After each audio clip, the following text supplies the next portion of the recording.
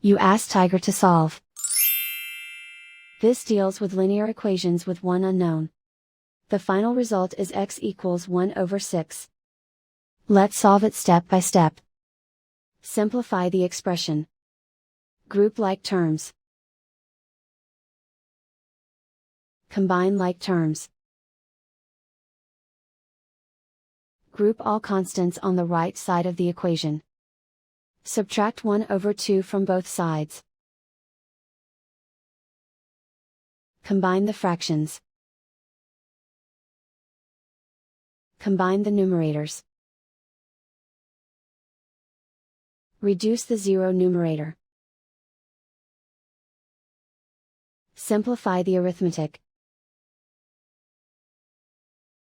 Find the lowest common denominator. Multiply the denominators. Multiply the numerators. Combine the fractions.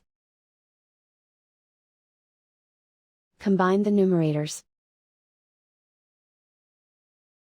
And so the final result is x equals 1/6.